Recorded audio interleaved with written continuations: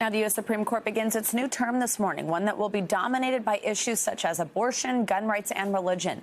NBC's justice correspondent Pete Williams breaks down what's on the docket and how the rulings could impact the country.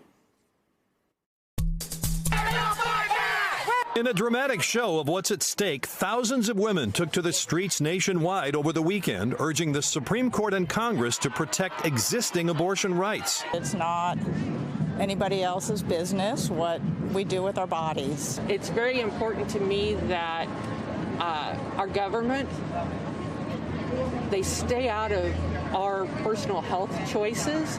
The court will take up a Mississippi law that would ban virtually all abortions after 15 weeks of pregnancy. And the state says Roe v. Wade should be overruled as out of date. Every child that is not terminated has the opportunity to live. And the new Texas law shutting down abortions after just 6 weeks is bound to be back too. After the Supreme Court allowed it to take effect a month ago, challengers are urging the justices to take up the issue now, even before it works its way through the lower courts.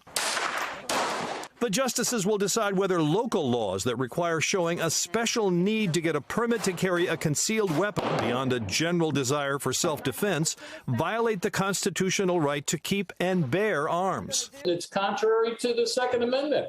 I mean, does your right to self-protection stop when you leave your home? A case from Maine invites the court to rule on another hot-button issue. Does using public money to send children to schools that offer religious education violate the separation of church and state? And before the term is over, the court might take up affirmative action using an applicant's race as a plus factor in college admissions. Asian Americans say the system Harvard uses unfairly discriminates against them. All these controversies come before a court that has a solid 6-3 conservative majority, a court reshaped by Donald Trump. That was NBC's Pete Williams. Now the justices will be back in the courtroom for the first time today after the pandemic forced them to work from home during the last session. But Justice Brett Kavanaugh will not be in attendance. He tested positive for COVID 4 days ago and will follow the cases remotely for the time being.